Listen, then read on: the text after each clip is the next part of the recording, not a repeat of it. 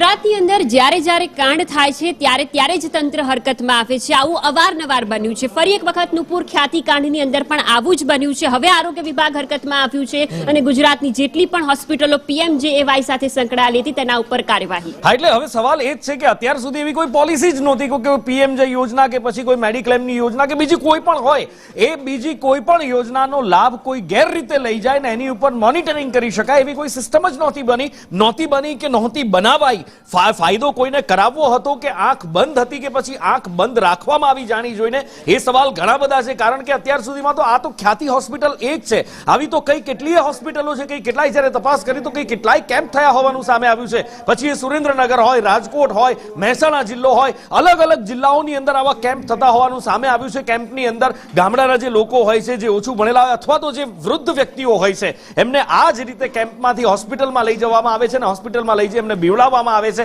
એમની સર્જરીઓ કરી નાખવામાં આવે છે। કે કેટલાય દાખલા સામે આવ્યા છે, કેટલાકના અંગ વેતરી નાખવામાં આવે છે। એક દર્દીની ગીર સોમનાથ જિલ્લામાં આંગળી કાપી નાખવામાં આવી હતી, માત્ર ને માત્ર મેડિક્લેમ ડોક્ટરો મેળવી શકે, મેડિક્લેમમાંથી વચ્ચેનો કપાત પોતે મેળવી શકે એટલા માટે થઈને કોઈના અંગ કાપી નાખે, કોઈના હૃદયમાં સ્ટેન્ટ બેસાડી દે, કોઈના જીવ લઈ લે। અને આ હોસ્પિટલો છે કે જેના ઉપર તવાઈ આવી છે। પણ શું માત્ર આટલી જ હોસ્પિટલો છે? એ સવાલ પણ સંદેશ ન્યૂઝ દ્વારા ઉઠાવવામાં આવ્યો હતો। ત્યારે પછી સામે વાત એ આવી હતી કે હવે આરોગ્ય વિભાગ જાગ્યું છે। અત્યાર સુધી ભલે સૂતું હતું, દેર આए दुरुस्त आए કે બડી દેર कर दी सनम आते आते સવાલ છે, પણ આરોગ્ય વિભાગ હરકતમાં આવ્યું છે। આરોગ્ય વિભાગ હવે જાગ્યું છે ઊંડી ઊંઘમાંથી અને આરોગ્ય વિભાગે નક્કી કર્યું છે કે હોસ્પિટલોને રેન્ડમલી ચેક કરવામાં આવશે। પણ કેવી રીતે ચેક કરવામાં આવશે રેન્ડમલી, એ મોટો સવાલ છે।